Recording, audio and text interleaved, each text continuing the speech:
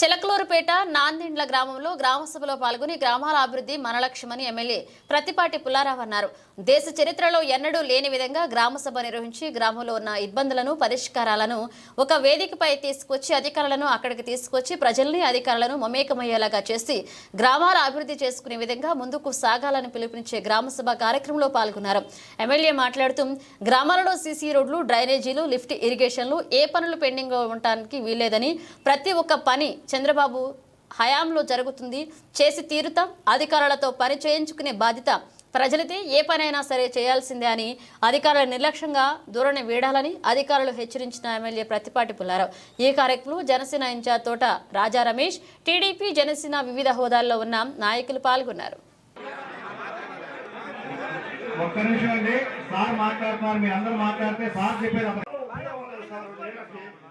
చాలా ఇబ్బంది పడుతున్నాం. దయచేసి మీకు చెప్తున్నాను, కొంచెం వాటర్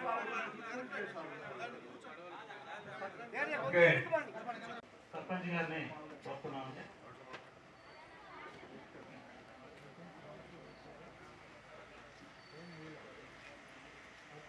ఒక్క నిమిషం అట్నే ఉన్నానమ్మా. కాబట్టి ఇప్పుడు ఏదైతే మనం వస్తుందేమో ఉన్నాయి, చట్టబద్ధంగా చేయాల్సిన మొత్తం చేయండి. ఆ ప్రభుత్వంలో ఉన్నటువంటి అవినీతి పనులకి, లేకపోతే స్వాతంత్రం వచ్చినాక ఎప్పుడు రానంత మెజారిటీ చిలకలూరుపేటలో, ఎప్పుడు రానంత స్వాతంత్రం వచ్చినాక రాష్ట్రంలో మనలాంటి నియోజకవర్గాలు చాలా ఉన్నాయి. స్వాతంత్రం వచ్చినాక ఎప్పుడు రానంత మెజారిటీ చిలకలూరుపేట లాంటి నియోజకవర్గాలు, మంగళగిరి లాంటి నియోజకవర్గాలు, వైజాగ్ లో కావచ్చు, పెద్ద పెద్ద మెజారిటీలు వచ్చినాయి. అన్ని స్వాతంత్రం వచ్చినాక ఎప్పుడు రానంత మెజారిటీలు వచ్చినాయి. కారణం ఏంటి? ఇటువంటి సర్వేలు ఉండబట్టి, జగన్మోహన్ రెడ్డి ఏమో ఆయన స్థాయిలో ఆయన దోచుకోబట్టి, క్రింది స్థాయిలో పరిపాలన గాలికి వదిలేయబట్టి, క్రింది స్థాయిలో ప్రజల అభిప్రాయాలు తెలుసుకోకుండా, 4 గోళ్ల మధ్య తాడేపల్లి ప్యాలెస్ లో బయటికి రాకుండా పరిపాలన కొనసాగించబట్టి, వీటన్నిటికీ తీర్పే నిన్న 165 సీట్లు, 164, 11 పరిమితం చేశారు. ప్రతిపక్ష హోదా కూడా లేకుండా చేశారు. ఈ రోజు మళ్ళా ఆయన పోయి ఎక్కడ సంఘటన జరిగితే అక్కడ పోయి కూర్చుంటున్నాడు. 5 ఏళ్ళు ఏం చేశాడు? తెలుగుదేశం వాళ్ళ మీద ఎన్ని కేసులు, తెలుగుదేశం జనసేన నాయకుల మీద ఎన్ని కేసులు పెట్టారు? ఆ రోజు ఇంట్లో పడుకున్నాడు తాడేపల్లి ప్యాలెస్ లో.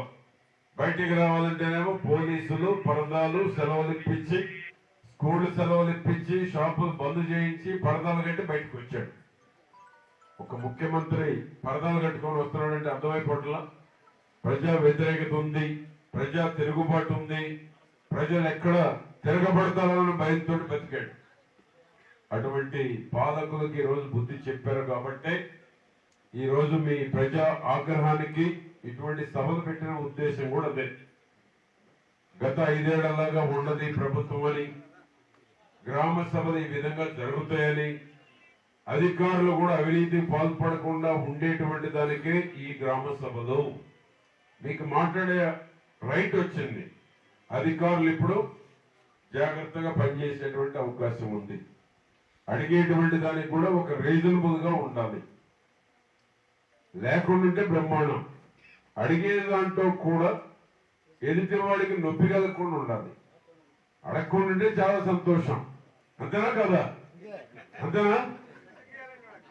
ఎందుకు ఇవ్వాలని నేను అంటున్నా. ఇవ్వాల్సిన పని లేదు. ఒకవేళ ఏదైనా ఉన్నా మీకు నొప్పి కలగకుండా అదేదన్నా కూల్ డ్రింక్స్ లేకపోతే వాటి వరకు ఉండాలి. శృతి మించితే ఏమైంది? సర్వేరు ముఖం తేలేశాడు. ఇవాళ హరిబాబు ఒత్తిడితో ఇచ్చుంటాడు. లేకపోతే ఆ 15 13 బేరం పెట్టుండేవాడు. అర్థమైపోతుంది. అటునే ఆర్ఐ, విఆర్ఓ, అటునే ఏపీఓ, ఏపీఎం, ఏపీఓనా ఏపీఓ కోటేశ్వరరావు అడిగాడు, మాస్టర్లు ఎందుకు ఇవ్వకూడదా? ఎంతమంది కావాలంటే అంతమందికి ఉపాధి హామీ కల్పించమని. ఎన్ని కాదులేమయ్యా మాకు తెలుసు. ఏమయ్యా నేను కొత్తగా వచ్చానా?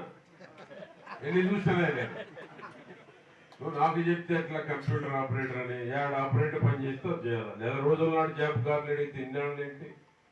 ఎంత పని చేస్తే అంత మనకి ఫండ్స్ వస్తాయి.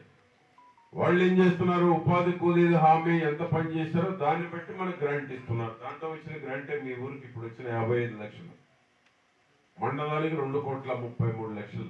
ఏమైనా నువ్వు సీనియర్ నాకు చెప్తానంటే నువ్వు ఇవాళ కాదు కదా.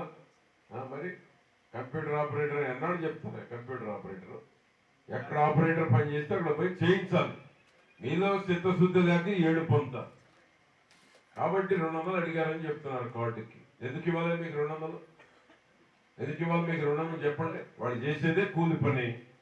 ఆ కూలి పనిలో కూడా మీకు 200 ఇస్తే వాళ్ళ ఉసురు తగలదా? మీకు తగులుతా లేదా? మరి మీరేం బ్రహ్మాండంగా